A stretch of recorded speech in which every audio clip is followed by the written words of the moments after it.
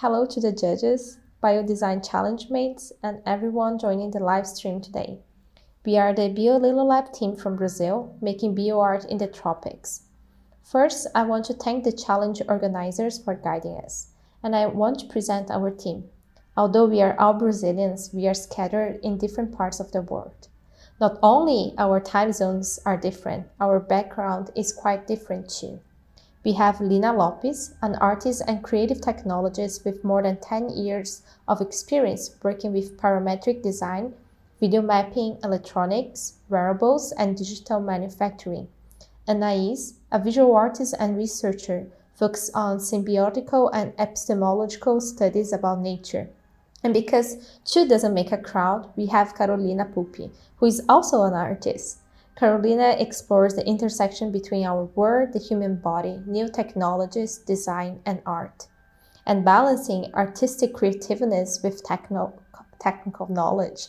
We have Eduardo Padilha, a scientist and interdisciplinary researcher working on molecular genetics, biotechnology, and open science.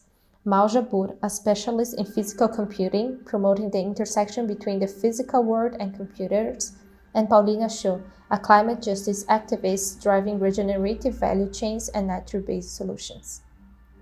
We decided to join the BioDesign Challenge because our current industrial economy is rooted in a linear resource consumption model that follows a take, make, dispose pattern. To change that, consumers should have broader access to products made of carbon-efficient and non-toxic materials in the following years.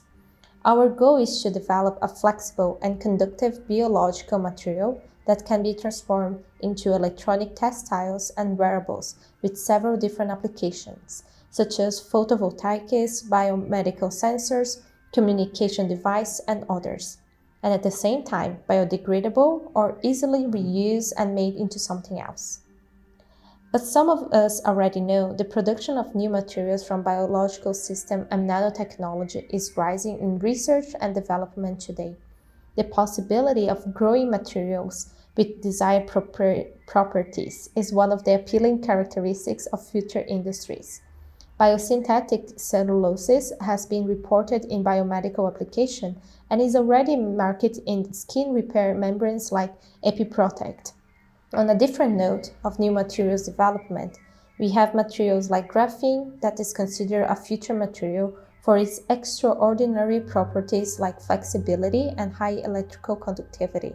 Based on promising new materials that have been reported in scientific literature and innovative business, we wanted to test 4 different biological methods to be tested for desirable physical properties and good compatibility in the incorporation of 3 different conductive materials. But due to the limited access to some of these materials, we ended up working with kombucha and graphene to develop BioVolt, our biodegradable electronic device that involves combining biological matrix with conductive materials.